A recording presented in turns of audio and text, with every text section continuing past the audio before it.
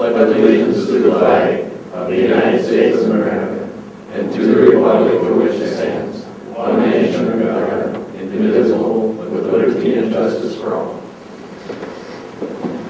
Welcome everyone here this evening. We have an agenda before us. Are there any changes to that agenda? Okay, we'll operate under that agenda. First item would be to consider the approval of the minutes from the July 21st regular council meeting. We do have those minutes printed for us. Are there any corrections to note at this time? Motion by Charlie, second by Mike to approve the minutes as they were presented. All in favor say aye. Aye. Those opposed, motion passes. Agenda item number 2 is public hearing. It's a public hearing on the preliminary plat of the Wiener Edition. Following the conclusion of the public hearing, we'll consider the resolution that would approve the final plat of Wiener Edition. I'll call on Glenn Olson, Director of Public Works, City Engineer, to conduct this public hearing. Glenn? Thank you, Mayor and Council. This preliminary plat represents a subdivision of a tract of land to allow the sale of that tract of land, and it's irregular in shape and size because of the issue of following the building lines themselves. Really, that's the only issue of the subdivision plat, and if there are any questions from the audience, we take them at this time. Is there any questions that the council has as part of this public hearing? Anyone here in the audience wish to speak as part of the public hearing? Is there a motion to close the public hearing? So moved. Motion by Charlie, second by Mike to close the public hearing. Discussion? If not, all those in favor say aye. Aye. Those opposed, motion passes. I'll now entertain a motion for the resolution that would approve the final plat of Wiener Edition. So moved. Motion by Charlie, second by Dan. Discussion? Hearing none, all those in favor of the motion say aye. Aye. Those opposed, motion passes. Agenda item number 3 is a consent agenda. On the consent agenda, we have a plumber's license for commercial plumbing and heating. We have a spelling correction on that. Resolution accepting the grant of personal property from Flint Hills Resources. Third would be the request to move a dwelling into the residence at 601 Heritage Place to call for a hearing. Similar action for moving a dwelling into 612 Heritage Place. The action on the consent agenda would be called for the hearing. Fifth would be to authorize authorization to declare vehicles as surplus property. Next would be other items as surplus property. Also on the consent agenda is Project Y50, the West Redwood North 4th Street improvement. We have a resolution ordering the preparation of the report on the improvement, and also on the consent agenda, a request for authorization for out-of-state travel, as well as a resolution for the annexation of the Sonstigan property. Finally, on the consent agenda are the bills and project payments, and then for information purposes are the building permits that have been previously approved by city staff. So, is there any item on the consent agenda any member of the council wants to remove for the purposes of separate discussion? Move the approval of the consent agenda. Second. Motion by Mike, seconded by Charlie to approve all of the items on the consent agenda. Discussion? If not, all in favor say aye. Aye. Those opposed, motion passes. Agenda item number 4, the consideration of city property use agreement for traffic jam event with Lyon County Development Corporation. Ben, do you want to make any comments on this? Otherwise, North Johnson is here with the request. We also have information in our packet on the request, and the request is clarified since our last discussion. Thank you. I'd actually like to turn it over to our finance director since he has been coordinating the permitting process. Okay. Tom?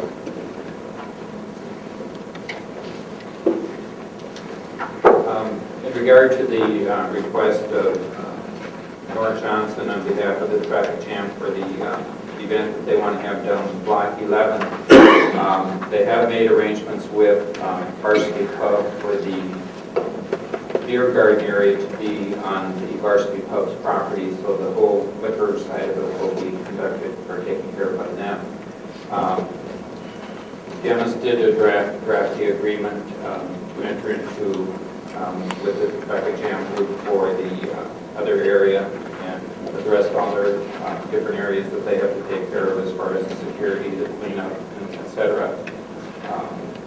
And I believe Nord has signed that agreement at this time, so it's a matter of moving forward.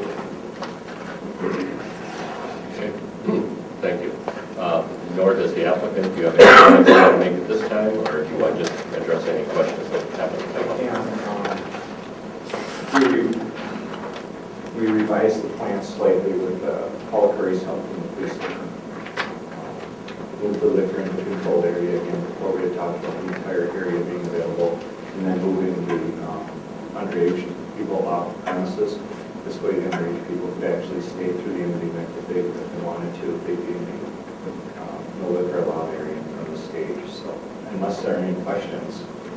Okay, are there any questions on this, either for Nord or for Tom? How are you going to separate the two areas? Sorry, how are you going to separate the two areas? Snow fencing. You have snow fencing, the closest to the stage is So it'll actually be, the snow fencing will be, the beer garden area will be entirely on the property that the Varsity Pub has. The stage is actually on the opposite side of the parking area, up against or near the Car Place building. So So when they serve alcohol on their property, people, alcohol can go, where can they go? they have to stay in the beer garden at the Varsity Pub. They can't leave the They can't leave beer that. garden, Correct. not separate Not the without snow. plans. And we have our 2 police officers that have contracted with them. I think it'd be a pretty good return.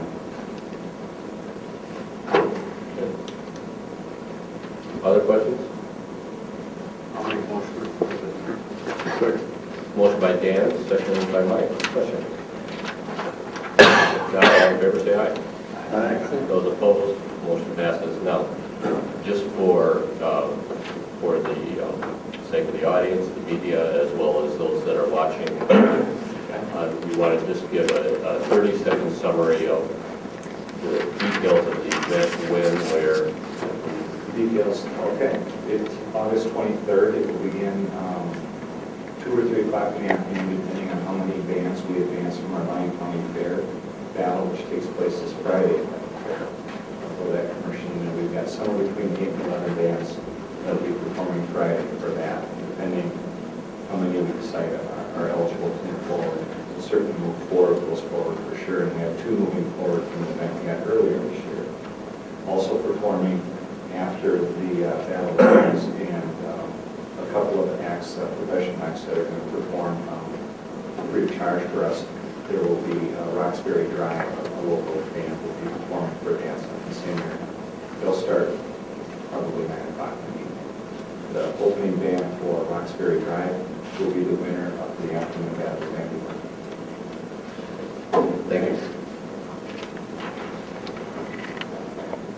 Agenda item number 5 is the authorization to appoint a representative and an alternative council member to the Southwest Minnesota Regional Radio Board. Rob, do you have something?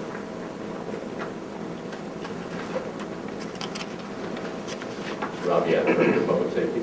Sort of an ongoing process. This is something we're presented information a couple months ago with the formation of a radio board in our region. And then a month ago or so presented a joint powers agreement for us to enter into within the regional radio board. But it's really at the point now where they're wanting to get policy decision makers involved, and this is going to be a separate group that would be formed for our region, and it would be entirely elected officials, and that's what we'd be asking for someone to come on board and represent the group.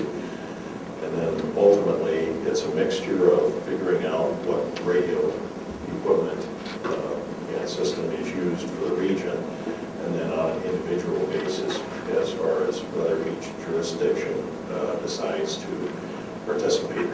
So it needs to be a decision maker, not a practitioner here, because you could be talking in terms of commitments for the region, not for the individual jurisdictions, in terms of potentially some financial commitments. And it's something that we are facing two issues related to radios. The first is FCC mandate for narrowband participation by 2012. So all radios within the country will be switching to narrowband or some form of digital by 2012. And then the other thing is this armor system that's been in place for, it's really up and running in the metro area, now is expanding to the same cloud in Rochester area, now is looking at the third stage with the rest of the state. But I think one of the key successes of the bridge, the I-35W bridge collapse, was the excellent communications that we had. That sort of demonstrated the functionality. This doesn't make us committing to a radio system, but we're going to have to do something. In our region, Lincoln County and Redwood County have chosen to go ahead and buy new radio systems for their law enforcement independent, so they're not going to be a part of this system, at least for law enforcement. But so that's one option. But the two things that you get with tying into the armor system is coordination, and then the other side is accessing state funding. And there's been substantial money already approved by the state for at least the backbone towers, and they anticipate for the communication center funding, and there may be additional money to the responders as well. But it's really this way, instead of sort of having someone like myself coming, making a report, and then going back and forth, this is a group that would actually all be elected officials. They would then come and sort of speak more officially on behalf of each jurisdiction and be able to make those types of commitments. So it's going to be involved in the process, understand what's going on, and then to make joint decisions for the region as well too. So that's what we're looking for. Typically, it's probably going to be monthly to every other monthly types of meetings during the day, and then probably some evening meetings, especially if it involves meeting with some of the first responders, the ambulance, and a lot of the fire are typically paid on call. If there's some communication with those communities, then there might be some, but I think it'd probably generally be a monthly or a day meeting.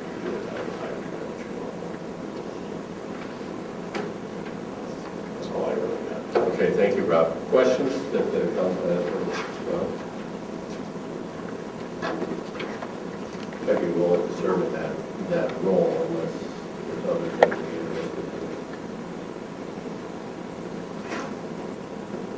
I think it's going to be very interesting for what it's worth. It's going to take us to the next level in terms of communication. So, Is there anyone interested in being the alternate? Because I would assume if this, they're really wanting someone there. So if the primary can't make it, then I've been alternate.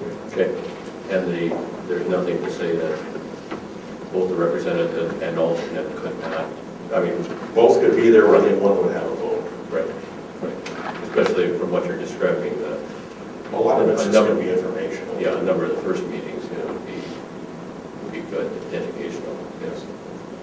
We need a motion on that, or is or do you have the information you need?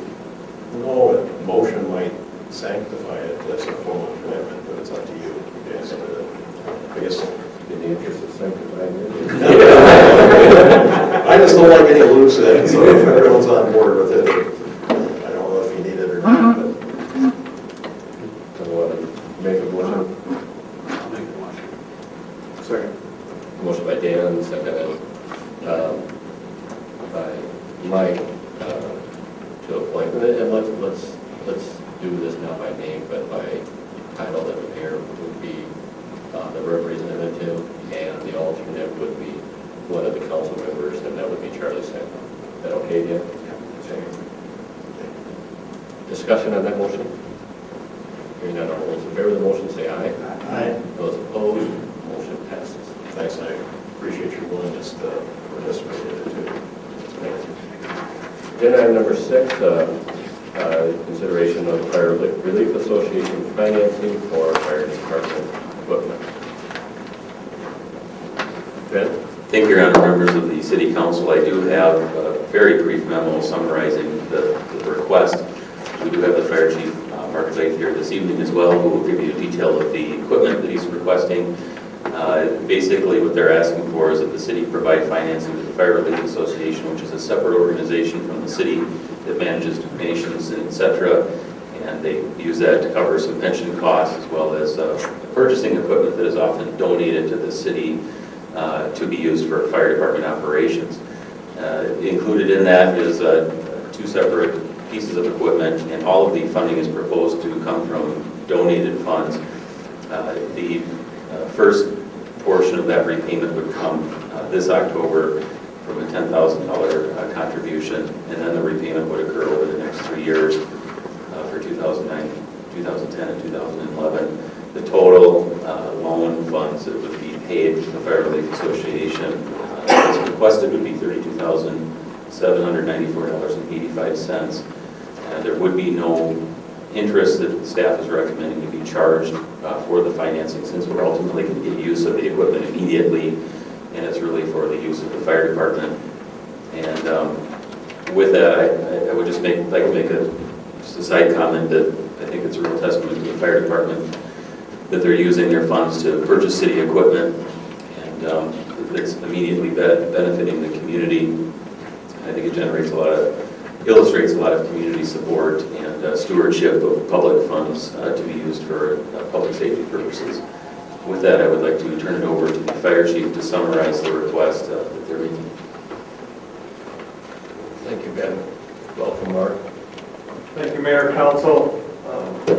We've done this in the past for the city as far as buying a pickup, the matching funds for the SCBA that we got through a grant. We've come to the turning point. We have a 4-wheeler right now, but it's a 1-passenger, and we're looking to upgrade that to a 3-passenger and putting a pump in it for grass fires. But the other thing will also be able to take it out if we need to do rescue calls, searches. Know that the Department of Public Safety, sometimes we have to go out and look, and some of the places we go are not conducive to taking squad cars and 4-wheel drives, and this would help doing that. As you can see, it's a 2008 Polaris Ranger. It's a 6-wheel drive vehicle with a new trailer.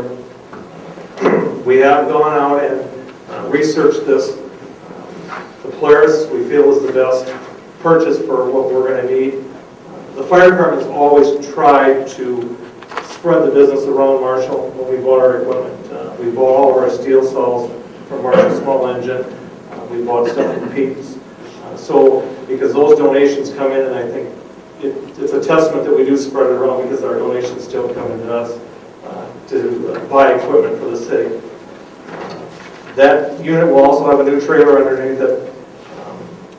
And Action Sports, just one comment on them. We've had quite a few calls where we've had to call and have 4-wheelers to go out and search in Marshall and also outside of Marshall. And with one phone call, I've had 2 trailerfuls of 4-wheelers brought out, and it was no cost to anybody. Action Sports just did that for us. So I think it's a testament how much he appreciates the fire service and the surrounding area to help us out with those when we need it. The other piece of equipment that we're looking at is the racking at the fire station that our turnout gear hangs in. That racking that was in there was made by Dave Marks quite a few years ago. It's plywood. It's not real conducive for air to get around the turnout gear to dry it after it's gotten wet. We do have a washer and dryer down there, but they don't really like to dry the turnout gear all the way, so it needs to hang and dry. This new racking will allow that air to circulate all the way around the gear and to help dry it.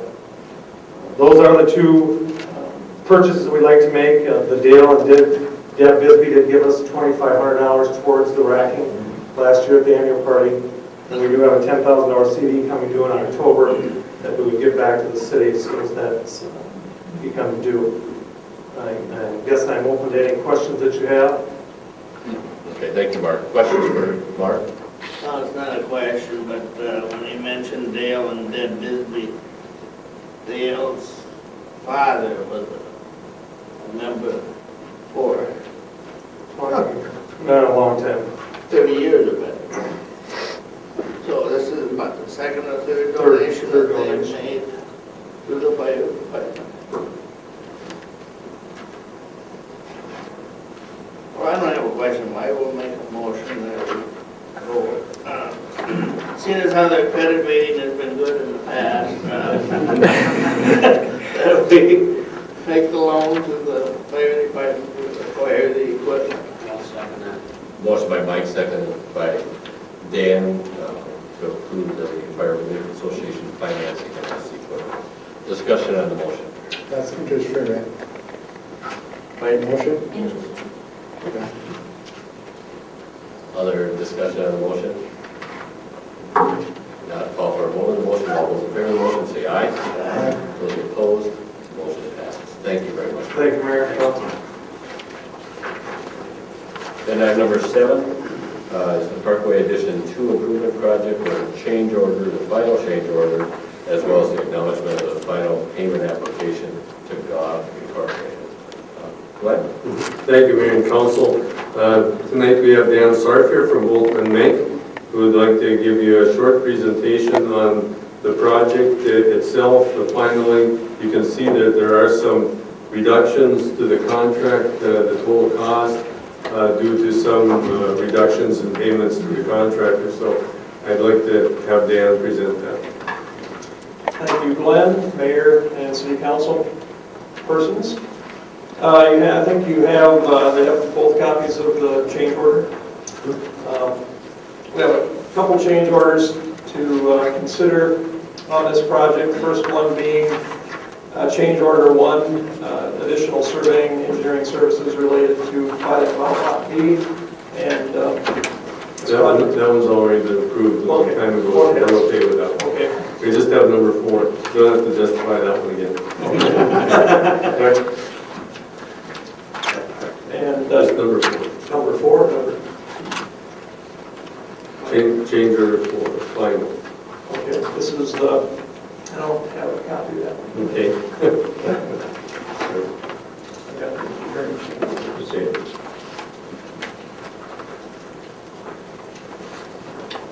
Okay, change order 4 was some kind of reconciling change order for the project and extension of completion dates. Essentially, there was several different completion dates specified for this. There was supplemental or substantial completion dates, as well as some interim completion dates, and a final completion date. And I guess the bottom line is the contractor, due to some extra work, the substantial completion date was extended by a period of time by the City Council back in a previous change order. Contractor did not meet that substantial completion date, so there was some engineering services and extra costs that extended beyond that. Those costs were collected through the contractor through liquidated damages in the amount of $21,754.88. And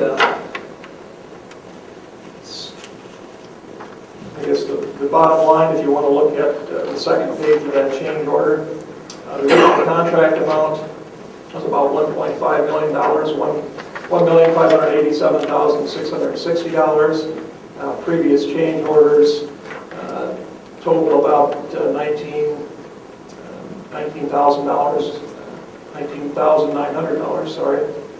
And then change order number 4 was a reduction in the amount of $28,000. What we do at the end is a reconciling change order. It's a unit price bid contract, so some of the unit prices come in plus or minus. The net effect of that was a negative adjustment of $28,000. So the bottom line on the construction contract was a reduction or a reduced cost to the city of $9,000 $79. Included in that is $21,000 of liquidated damages, which covers some additional engineering fees that were included in there. They also have change order 2 on the construction of the engineering contract. No, we did the next time. And what Dan's referring to is because of the additional work that they had to go through after the completion date, we do owe them money for those inspection services. By approving this, all of that money to pay them is withheld from the construction contract. And then at our next meeting, we'll be approving or considering to approve the engineering change order that then we'll use this money to pay for. I apologize, I was prepared more to talk about the engineering change order than the construction change order. The bottom line is, when you see that information at the next time, the city's total cost, both on the construction and the engineering fees, will be less than what you had budgeted for the project. So the project was completed, the total scope wasn't changed, but the final costs are going to be less. Okay, questions? Maybe a question about the project, realizing that the work is entirely complete. Where the bike trail, I'll say where the bike trail ends or connects up with the street, it connects that with the sidewalk, there's no way of, there's no curb cut there, no ramp there, and the question is, should there be a ramp? There will be a ramp where there's one access to the street. There will not be a ramp where the bike path comes down to meet. Any handicapped accessibility will have to access at the curb cut for the sidewalk. So that would be at the next intersection? That will be at the entrance to the parking lot. There's a parking lot there where the ramp comes down. I'm actually at the other end of that trail. Where it comes around the bond and then it goes down towards Rainbow Drive at that, so and what's near the street. That intersects with London Road. The intent was for that to be extended ultimately to Rainbow Drive and then across to Legion Field Road. However, that acquisition has not taken place because of lack of negotiations with the property owner. Okay. Thanks. Other questions about the project or about the request for the change order?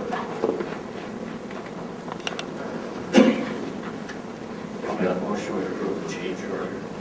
Second. Motion by Dan, seconded by Charlie. Discussion. Seeing none, all those in favor, say aye. Aye. Those opposed, motion passes. Thank you, Dan. Any other comments on this one, or is that? No, you can see also that then this initiates 2 years of warranty period. So that's kind of an important item. We've always had the discussions of does substantial completion start the warranty or does the final pay estimate start the warranty? And it's really upon acceptance of the final by the city council that we have starting the warranty procedure. So sometimes these go out quite a ways, and we do put items in our file to go out and do an inspection at least 1 month prior to the expiration of the warranty period. So hopefully by that time we'll still be able to come back and get those things done, if any. We hope there aren't any. We go from there. Very good. Thank you. Thank you. Agenda item number 8 is the bituminous overlay project in various city streets. We have a change order to consider. Yes, thank you, Mayor and Council. You can see that after we've done the work, there again, as per the previous conversation, the final quantities don't always equal what the original estimates were, depending upon which projects are done and such. This results in a contract decrease of about $9,500 for a total of $177,741.80. One comment I might make on the resurfacing. We did have some issues with the oil, and that's what this is about. I think our contractor did the best job that he could do in acquiring the type of oil that we need for our jobs. I've had this comment from other people statewide and wondering how we got this way. Well, I think it's because of the relationship our contractor has with the supplier. We were able to make decisions early. They got the allocation to them, and we got what we needed done. So I think a thank you to the contractor too for doing the work for us. That's all. Okay. Thank you, Glenn. Questions? Now, is there a motion to allow this change order? Second. Motion by Charlie, seconded by Mike. Discussion? Not all in favor, say aye. Aye. Those opposed, motion passes. Agenda item number 9 is the resolution that would approve the final plat of the Flint Hills Resource Addition. Once again, Glenn. Thank you, Mayor and Council. This is the final plat of Flint Hill Resources. The location, this is North 7th Street. This is the Burlington Northern Railroad track. This area involves the diversion channel, and the city owns this piece of property. Burlington Northern owns this piece of property, and Flint Hills is looking to acquire this property for the development of their holding facilities for oil on the north side. They need to acquire that for this. So we have been working with them in the development of this plat. In their discussions with the railroad, they only really needed to acquire this portion of the property, but that would make this portion of Burlington Northern's property kind of an island in itself. They don't own this property, they don't own this property, they wouldn't own this property. This would be all that they've got. And the intent then is to transfer ownership of this entire piece to Flint Hills once this process is complete. I would recommend that in that process we have a discussion with Flint Hills about maybe some reference or activity of, we own this, we're going to transfer that property to them. We may want to own this piece after they acquire it from the railroad, as our diversion facility is located on that parcel. And there is no reason for Flint Hills to want to own that piece. So that's just something I want to bring up in conversation so that when we're discussing it, it may be coming back to you again for future discussion. A couple of items since the preliminary plat. There is a utility easement of ours, a sanitary sewer easement that's been shown on this plat going across this lot that we want to retain. We also included this easement for a sanitary sewer line that crosses this portion of this piece of property of the subdivision. Those have been added. And we've also located a ADM water main across this part of the property and going up this direction. Now, the plat does reference that this plat would be approved subject to all easements of record. However, if we know easements exist, we've been trying to include those on these plats so that at least what's shown on the plat is everything we know about, okay? And so our recommendation tonight is to approve the plat subject to the inclusion of the easement area for the ADM water line as well, even though it's a recorded easement. We want it shown on there. There wasn't the time to put this on there for tonight's meeting, but it's an easement that comes across here and then goes up North 7th Street.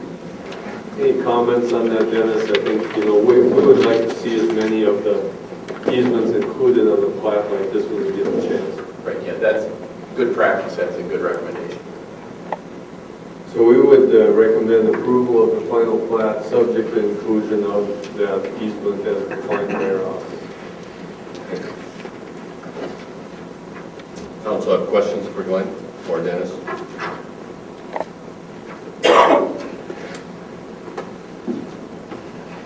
If there are no questions, is there a motion that would, for the resolution approving the final plat?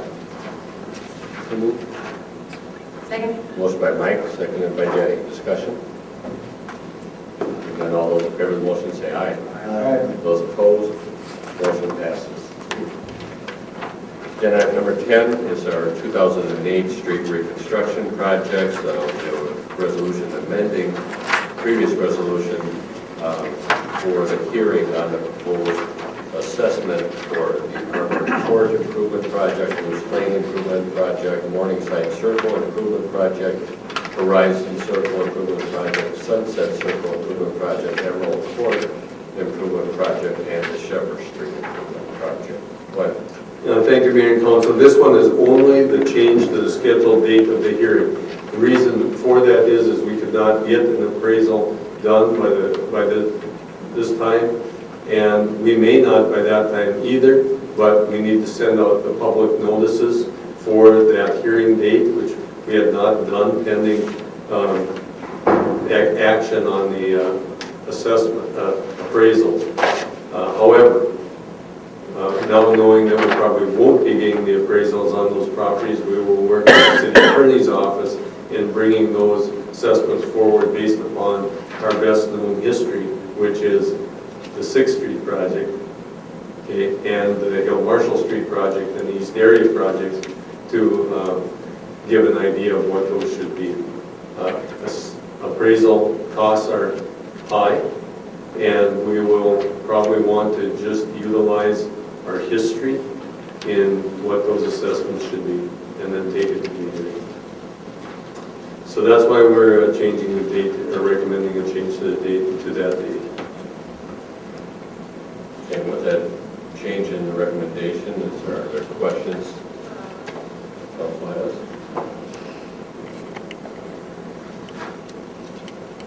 So the intent is to not have updated appraisals. Good. We have a comfort level that, given that there's 2 years of history, that those are 2-year-old appraisals, that we're still comfortable going into the hearing. Yep. What other questions? We are providing updates to those appraisals based upon a 5% increase in cost per year. So the appraisals that came in at, let's say they were $5,000 a year ago, would be $5,250. We're recommending a cap of about $5,200 on the assessments for a total reconstruction. So yes, costs have escalated significantly, I'll say, over the last couple of years with bituminous projects and pipe costs, but the market value increases probably have not kept up with market increases in oil and pipe. So we've limited it to that increase, and I think we bring it forward to the hearing and see what it will be. Make a motion, can we amend that resolution, change the date to the September, was it 4th? Second. Motion by Charlie, is there a second? Second by Dan. Discussion. Not all those in favor of the motion say aye. Aye. Those opposed, motion passes. Agenda item number 11, Mary Martin, CEO of the hospital, is intending to make that presentation. I know that she had a previous meeting with the Hospital Board Foundation, and that is intending to attend this. And since we're probably moving along a little bit quicker than perhaps she had anticipated, I would suggest we bypass agenda item number 11 and go back to that later in the meeting. Is that okay? So let's move on to agenda item number 12. This is council member commission for the liaison reports. Actually, mine have not met since our last meeting. Mike? They have very not, choice you met, I have not seen the minutes, I was unable to attend that meeting, the rest of the meetings are coming up. Okay. Jenny? Human Rights met on Monday, and I was not able, or a week ago Monday, and I was not able to attend. And Mike? Mine is still coming up. And Danny? None of mine are met. Charlie? No, mine, Okay. Agenda item number 13 is the staff reports. Matt? Thank you, Your Honor. Members of the City Council, a few updates for you. First of all, the city budget preparation is continuing. It's underway. We have deadlines on our division directors for this week, end of the week. And then I'll be assembling that information and meeting with them in preparation of putting together a review and recommendation for the city council.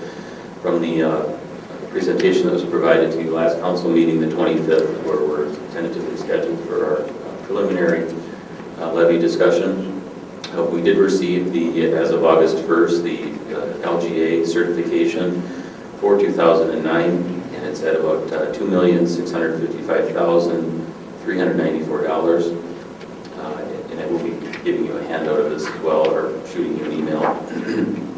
Excuse me.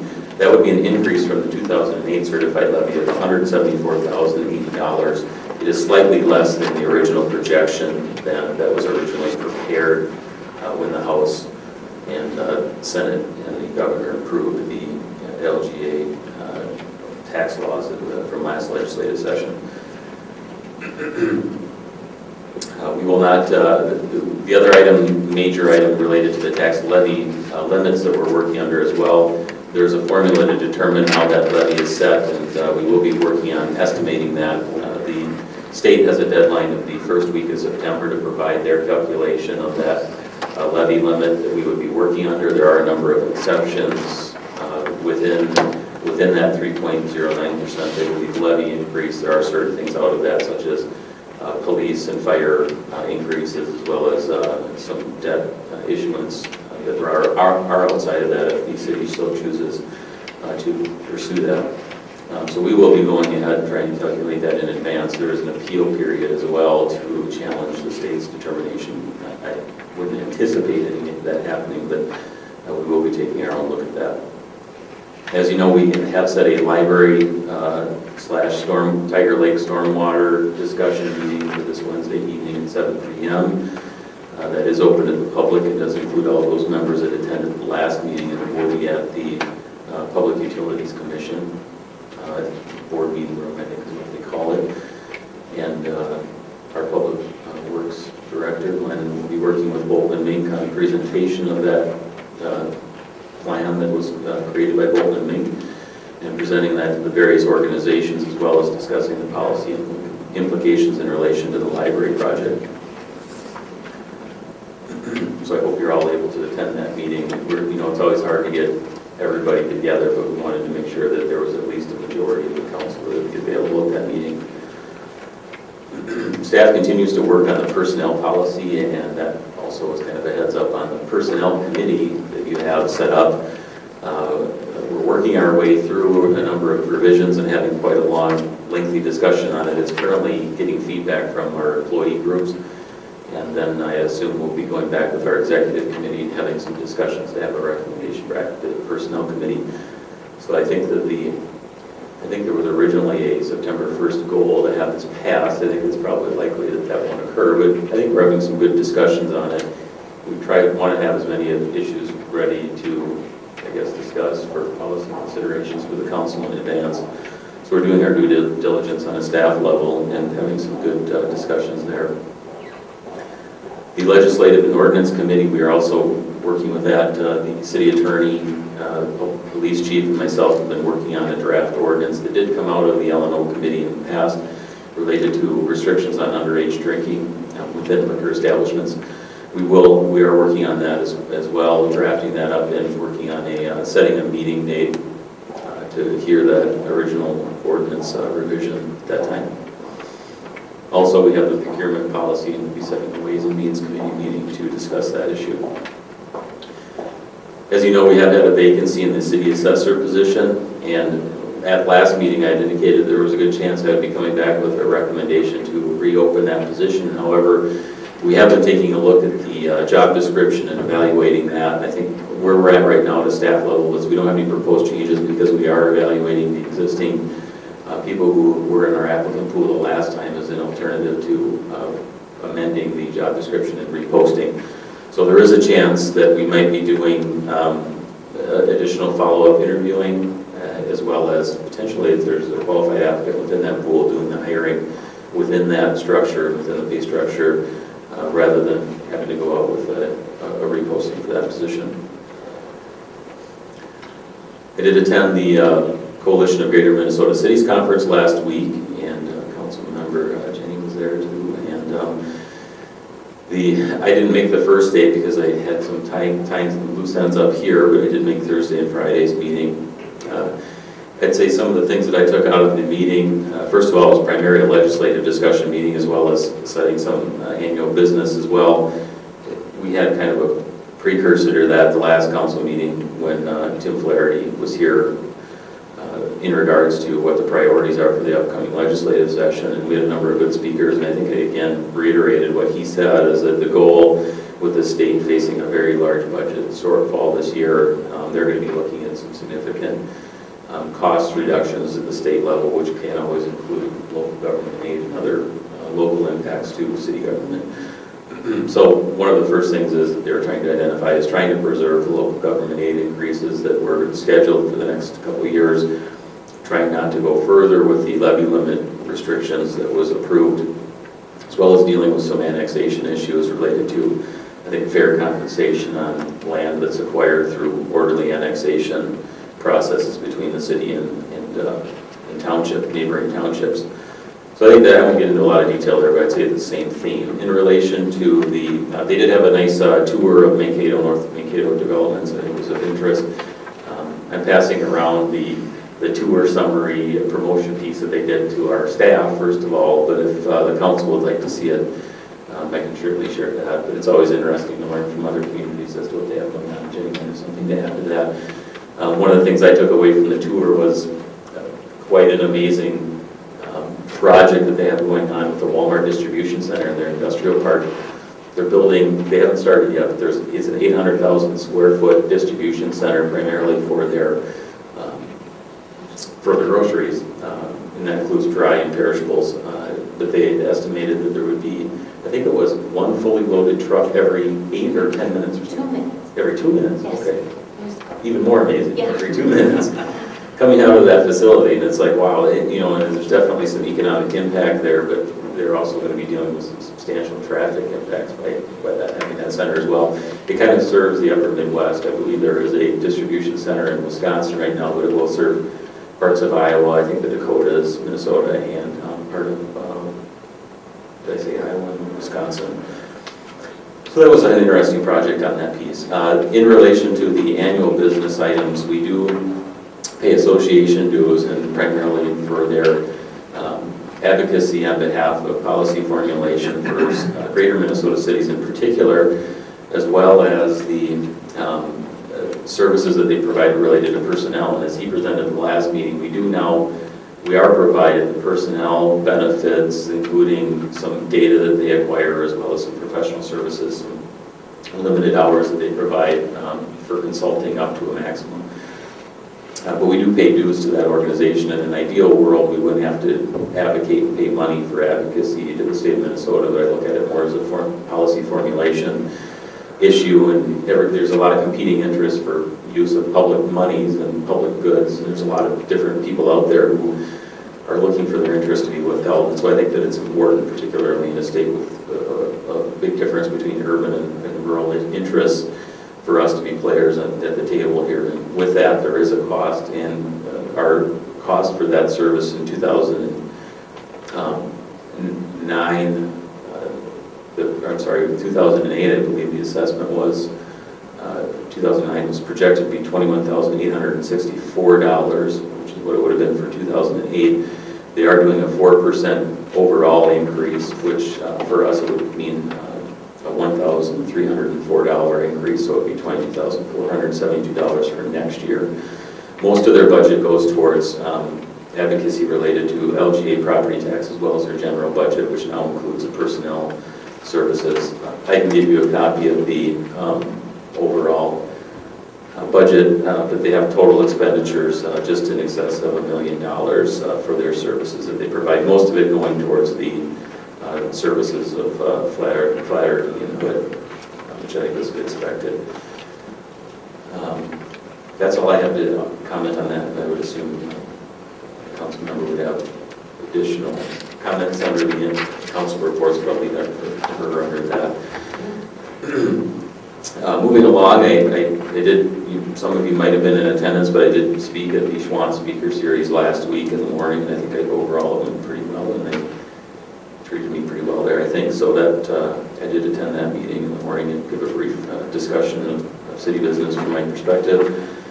Also, we are working on some internal things, including creating a city roster list that will include all of the assignments to all the cities and committees, boards in a summary format, as well as any term limits that they might have, that kind of a thing. I think it's useful.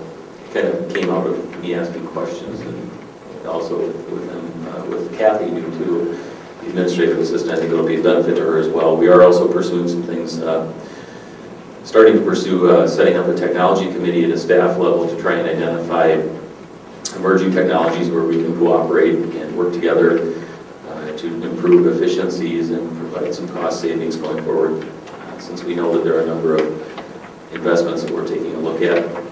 You probably saw in the local paper, and I don't know if Glenn has any involvement, would like to comment on it, but at Liberty Park downtown, you might have seen that the pedestrian bridge is either, looks like it's open, it's been installed, and the gazebo is in construction phase, so that's a nice project that's moving along now. With that, that's all I have for an update, unless you have any questions. Any questions for Ben? On staff reports, Glenn, you want to make any comments, especially on the Sure. press package? Yes, I would. Thank you, Mayor and Council. Being I didn't take up so much time in the rest of the meeting this time, we'll get to know. We have a couple things I wanted to bring forward. One was the announcement of Pitters Aviation acquiring Charter First. Well, actually, they acquired Southwest Aviation, which Charter First is one of their companies. By doing that, they also acquired Midwest Aviation. And our FBO contract at the airport is with Southwest Aviation, doing business as Midwest Aviation. It is something that the council will need to address as far as our contract with Midwest Aviation, and we have provided them with copies of our agreement with them, and there is a specific section in that agreement that I provided to council. There is a specific method by which that this would now be assigned to Pitters Aviation. So we'll need to review that. Dennis has already taken a look at it as well, and it will be coming back to council with a recommendation at a future date. I would believe sooner than later. We'll also be providing the information to the Airport Commission next Monday night for what's happening there. We've invited Pete Johnson. Now I think he's the Executive Vice President of Charter Operations with Pitters Aviation, to either make a presentation or have someone from Pitters there as well. So I did ask Pete specifically about what that means for Marshall, and it's better that some of the good information comes from Pete, but he did say to me that it was a real opportunity for Marshall. They do expect to be doing more and better things in Marshall as a result of this combination, and to expect more activities out at the Marshall Airport than we've had in the past, and that is in the expansion works of Pitters Aviation. If there's any questions on that, I don't really have many answers other than I tried to provide you with the information that's been circulating. The proposal for consent to assignment of the contract, and then the contract that we have with them as well. The second item that I have is we do have a revised copy of the Tiger Lake treatment plan that we're going to be presenting Wednesday night. I've just had the chance today to review the document. A couple of questions that I brought to Dan tonight, being he was here, that he'll take back with him. If there are any modifications to any of the drawings or the recommendations, we'll get that to you before Wednesday night. We'll also be sending this report to all of the stakeholders that have been invited to the meeting, so that they will have this as well to take a look at before the meeting. Dan, any comments on the plan? What we've tried to do is show an accommodation for both storage of the 1% event and the 100-year flood, the way what we always call it, 100-year event. That was our primary concern. Treatment was secondary, but a significant issue, and that will be coming forward, and it's a good explanation in the report, what's required today, what was required before, what's coming down the pipe for the Redwood River and Minnesota River system.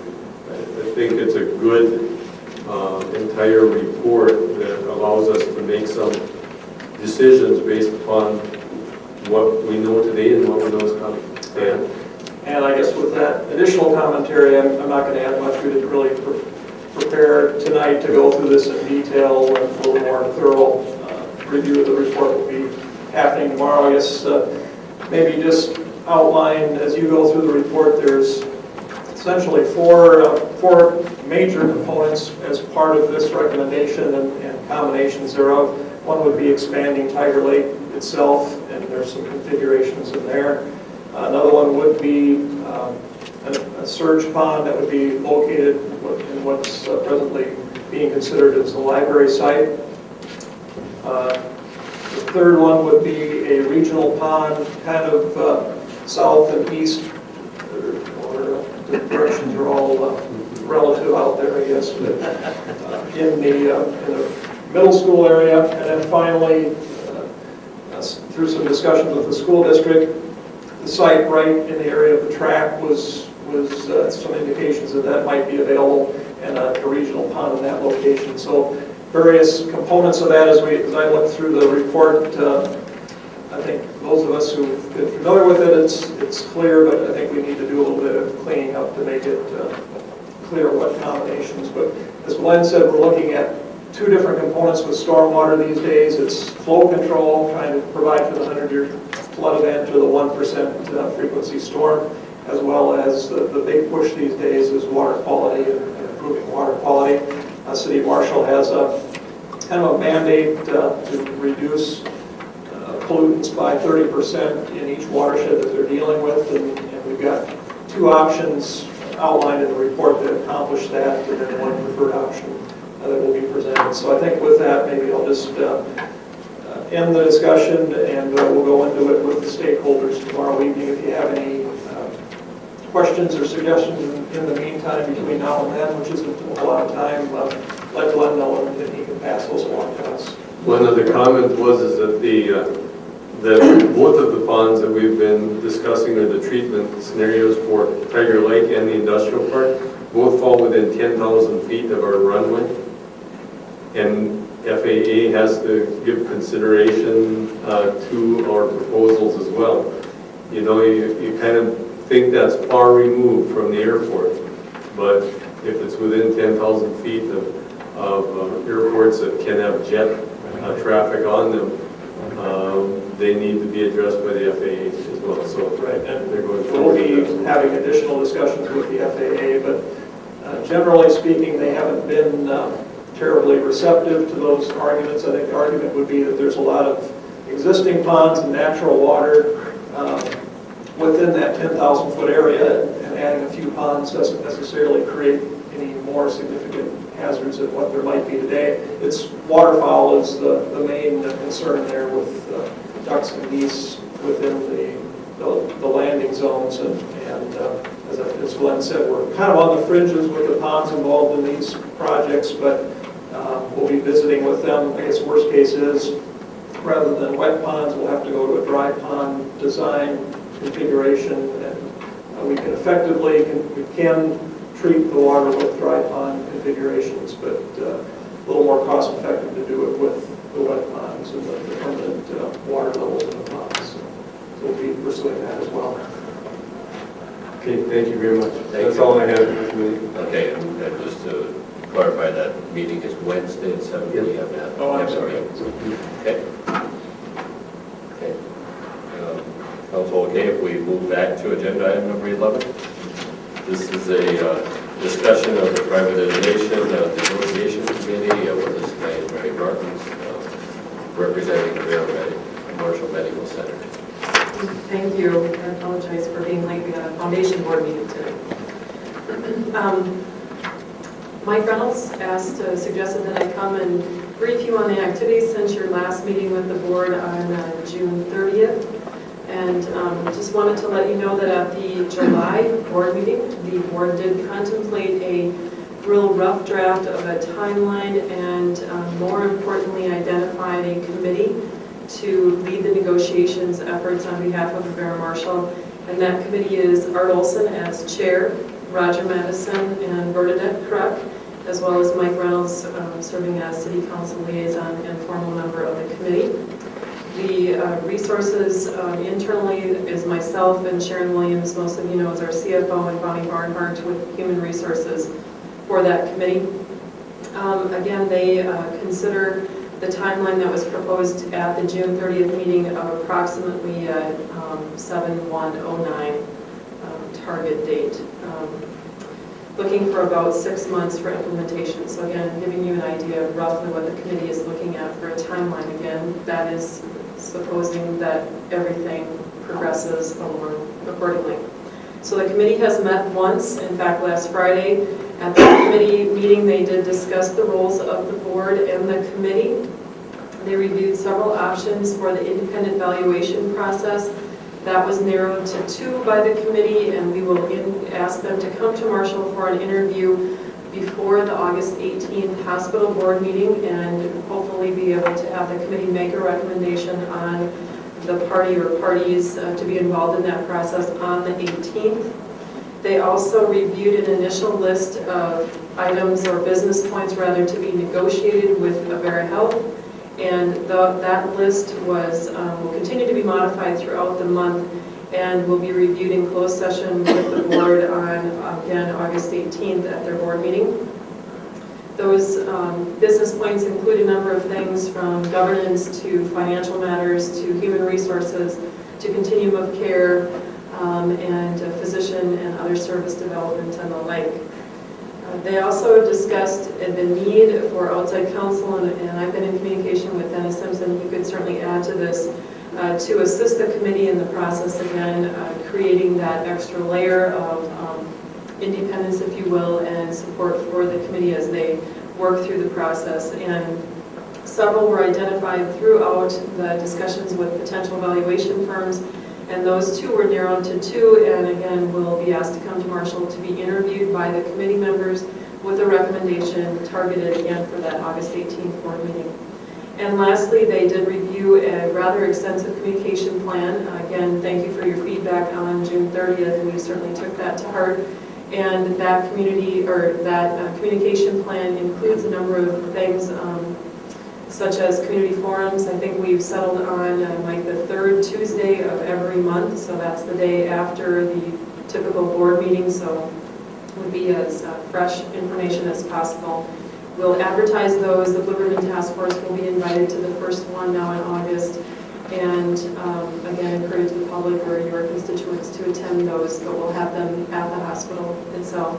We also have a number of other speaking engagements people have asked us for, and we've solicited things like industrial development, the Avera Marshall's Auxiliary. There's 300 some members strong. I'm coming to meet with Ben's department directors next Tuesday and things like that. So we'll continue to build that calendar. Again, just providing updates as to why privatization is important to the governing board and why they made Avera, or the recommendation to pursue that relationship with Avera. And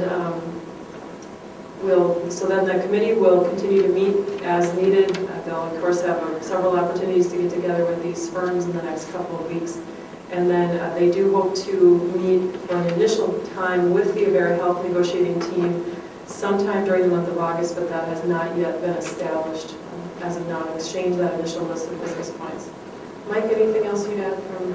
No, that's good summary. We just would want the council to know that the materials that was provided to the committee, and will continue to do this, have been copied to Dennis, to Ben, to Bob, and also to our board chair, Mike Rich. So again, inviting those folks to provide us with feedback accordingly. So, questions or? I got a question, Mary. At the joint meeting that we had, there was discussion about some extra roles the Blue Ribbon Committee was going to have in this process going forward. The Blue Ribbon Commission was supposed to have some added things done. What is it that you see that they're doing in this process? The committee felt that we would have invite them to come to this first kind of community forum, but to use those folks as resources to identify, what are your general thoughts about these concepts for business points that would be negotiated, have we captured it all basically in terms of those categories. We'd also want to share with them the communication plan and review some information as to why the governing board made the recommendation that they did to the council on June 30th and get their feedback on that.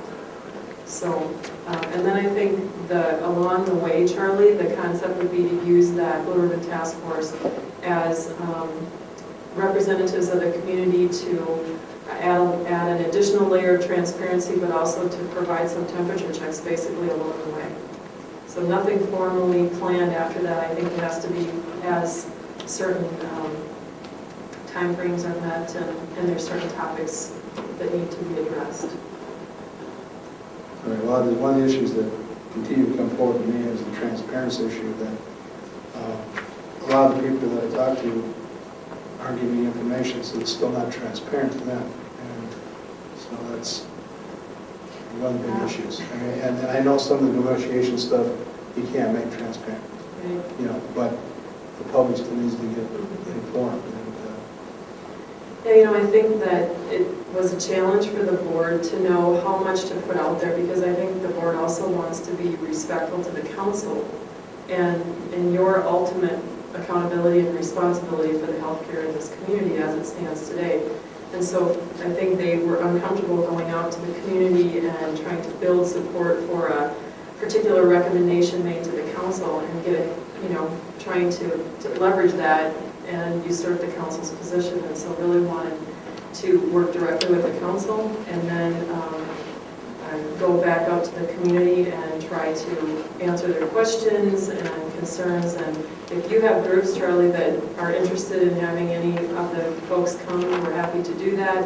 We're going to try our best. We've had pretty good press coverage, I think, from the Independent and certainly the radio and things.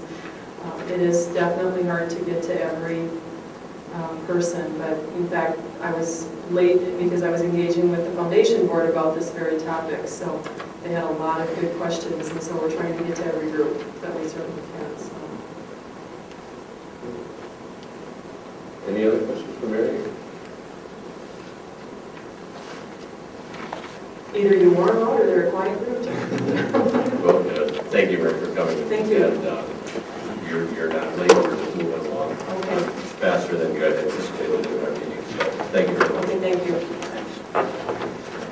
Okay, agenda item number 14 is council member individual items. Jenny, let's come back to you.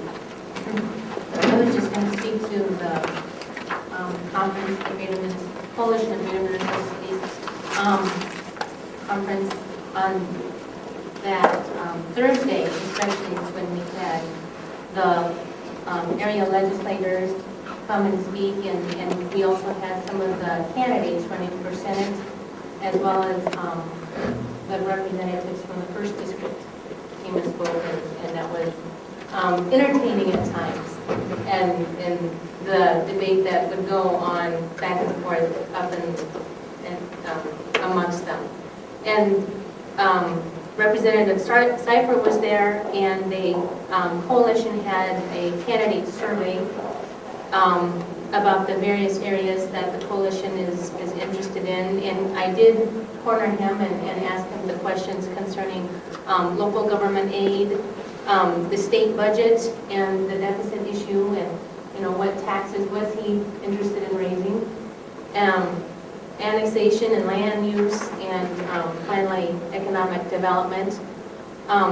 So I was able to, discuss these things with our candidates, which is the gist of the organization. I was approached by the mayor of New Ulm, Joel. All right, is it? Okay. He really feels it's necessary that Marshall have a representative on that board, and I know you have served on there, Well, but I don't know.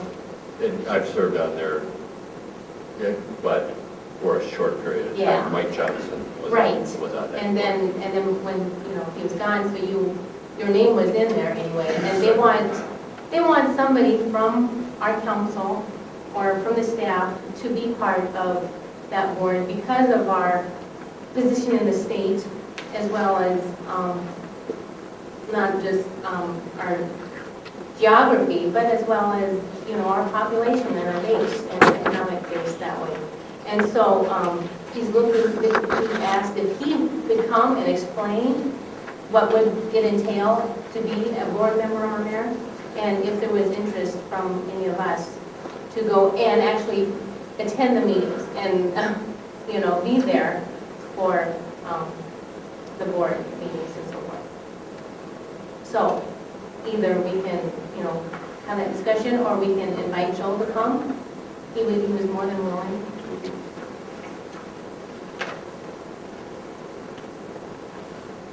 I think let's,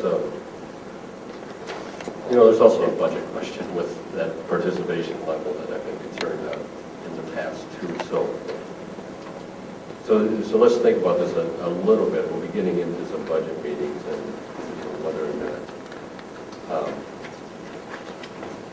whether or not we participate and go to meetings and that type of thing or not. Or we probably also should have a policy on attending the meetings by council, because this, from the budget standpoint, we have a lean budget as far as ability to go to the community meetings. So I don't know, I'd be hesitant to say, let's invite a mayor, who's president right now of the Coalition of Fairville, so, to have that discussion right now. Let's get at least into our budget discussion, because there's a fiscal implication on it. Yes, there is. Is that okay? I'm fine with that. Okay. Anything else? No, that's all I was going to say about that. Okay. Charlie? Okay, two items I guess I want to share that come to me this. The first one is a person one time addressed the speed limit on E Street, and we called him up and let me know that now that you've done a traffic survey and found out that 10% of the people are in violation, and we're intending to enforce that speed limit that's on E Street. And how we go forward with it. He brought that issue forward about 3 months ago or so. We doing Bruce and East Main? Yes, we're doing everything in the East Main. So that's something that staff can look at, consider, and work on how we can address that. The other issue, I think Mr. Bodenhammer is going to bring up also, so I'll just touch on, is I had numerous calls there. Thought the bridge looked really nice in Independence Park, but now they'd like us to fix the other ones we have along the river, better walk bridges. So we need to look at some budget items, how we can do that, and I'll leave that up to Mr. President to address. So. Yeah. Mike? Yes, I got several. One is on the coalition. I've gone to quite a few of their meetings over the year. That is our only voice against the metro area. It's an opportunity for the communities outstate to have a pipeline, so to speak, into the legislature. And believe me, the suburbs and those that do not get any local government aid are not afraid to be very vocal about their position. And I think we need that coalition to represent us. 2-3 years ago, St. Cloud was a member. They have since dropped their membership to become a part of the metro area people. So if St. Cloud thinks they're part of the metro area, it's going to get worse for us in the future if we don't speak up. And talking about the board, Danny, I've sat in, I think, on 2 of their meetings, I believe. One for sure in Red Wing, in took Mike's place at the meeting and on the board. And Tim sometimes has a tendency to push his own agenda at his own speed, and sometimes he needs someone to kick his hubcaps a little bit and get him back on line. So I think it is important that we get someone on that board. Okay, the footbridges, I had someone call me. I went and looked at 3 of them today, and I know at least it's been about 10 years since we talked about the one on the end of 5th Street going into the swimming pool. Of the 3 that I looked at, that's the longest one. And if you stand in the middle of that thing, you can make it shake, rattle, and roll pretty easily with the age. And I really would like to see us, in our budget, plan to replace one of those. We've got about 5 of them. One of them each year over the next 4 or 5 years, and get them to look more like the one behind the bistro, that parking lot, or the new one that just went in. That one is in pretty bad shape. They got a lot of the L brackets to hold the 4x4 up, right? Those are actually new. I know those brackets I knew, but we've been talking about that bridge for 10 years. It's time to replace it. So if you could plan on the budget, get at least one of them on the radar scope. Start with the worst one.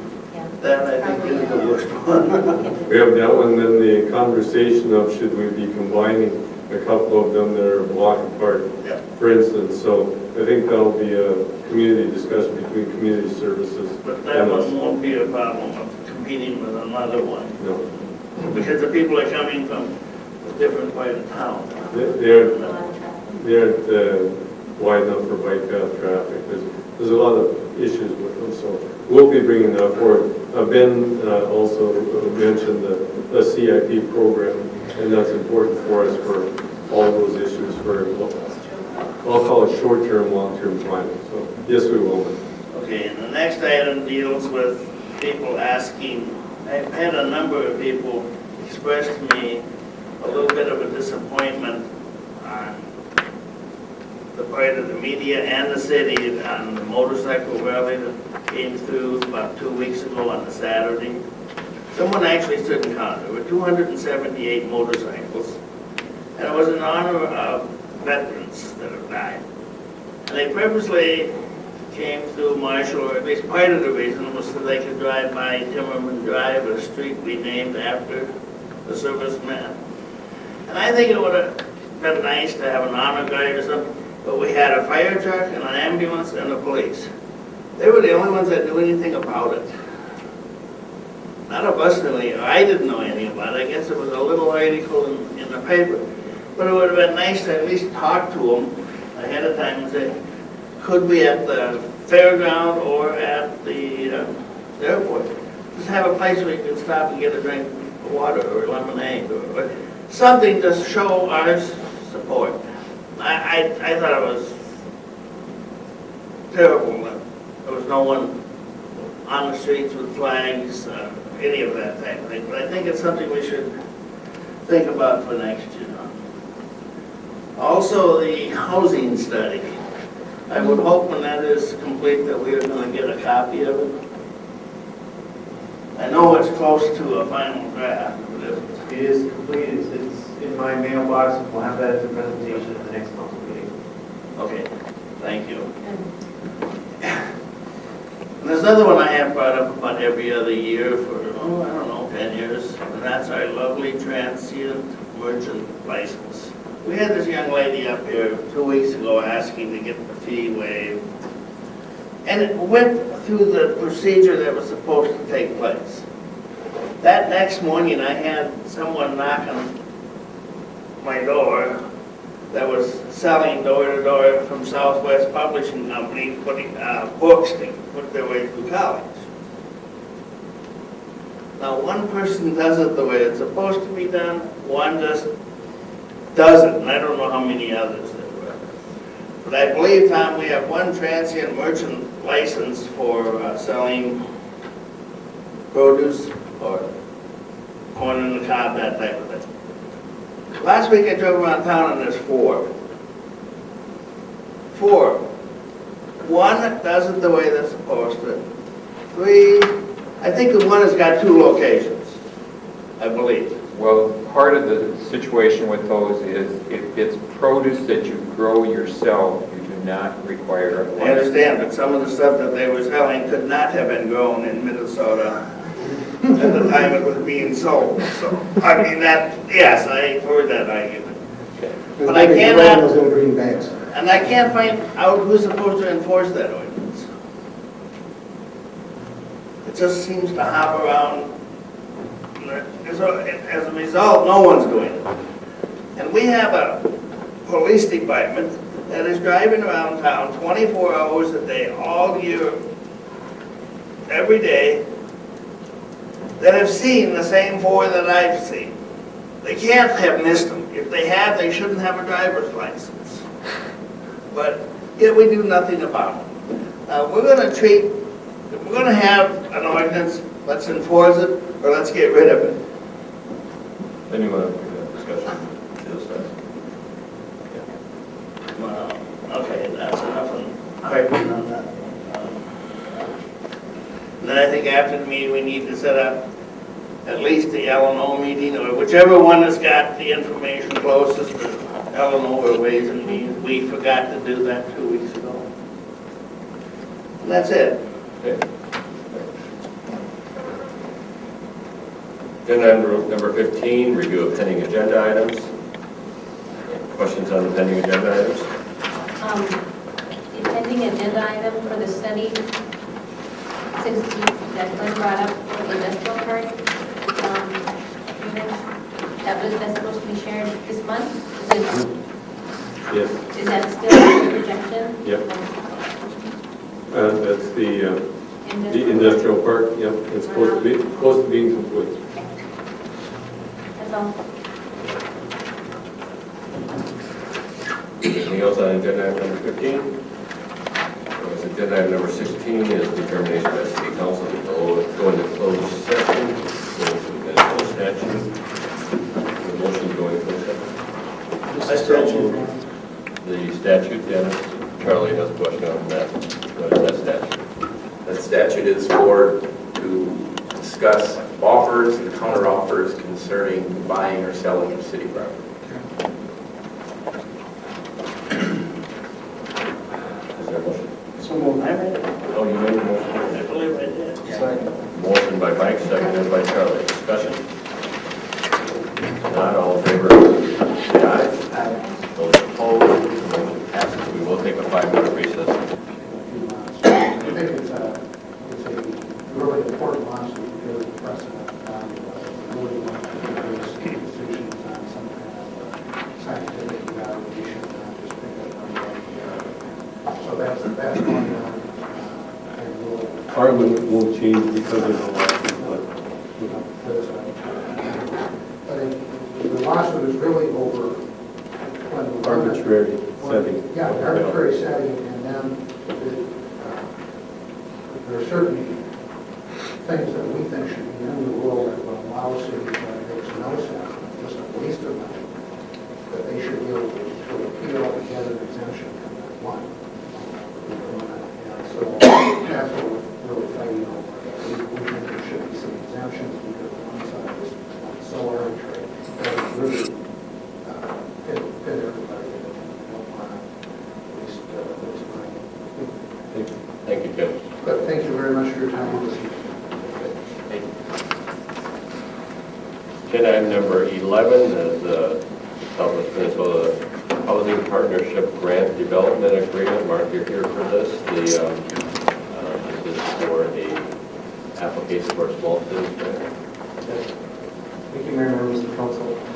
Before you is a grant development agreement with Southwest Minnesota Housing Partnership to apply for small business funds with the Department of Economic and Economic Development. The pre-application is due in September. The final application is due January 2009. Essentially, they're looking for a retainer fee of $1,500 and a final fee of $6,000. Essentially, we're looking for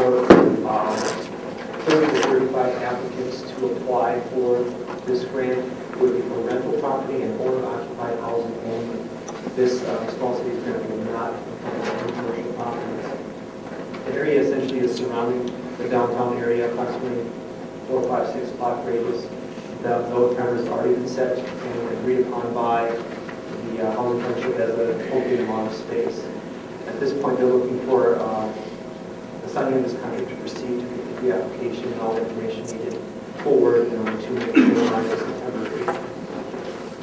The funds, at this point, I have a general fund budget within the EDA administrative budget. I have $11,000 left in that budget. This is looking for a total of $6,000. I think it's definitely fit within the general projects of economic development. Thank you, Mark. Questions? Well, just a general question. I mean, how big a thing is this grant? In the past, yes, we've had an agreement with, to provide help when we did not have an EDA director. How big an application is this thing? I mean, you're providing them with all the information to put in the grant, so.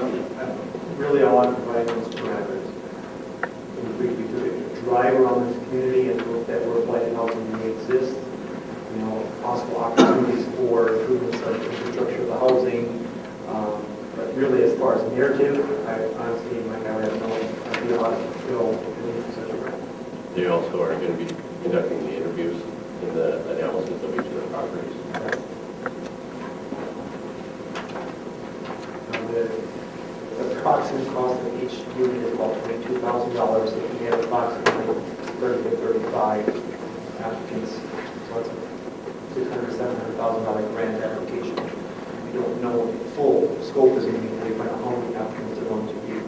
That's what the difference between the September and January timeframe is you put out the pre-application and you'll find those that are going to apply to the program and the number of applicants towards the final.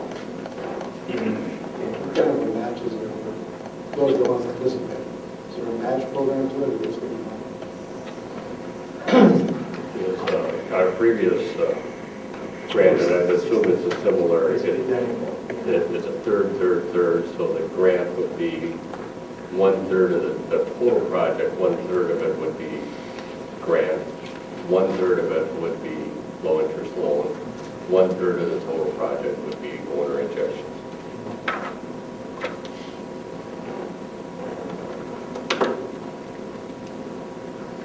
Essentially, our role is complete once the grant is complete.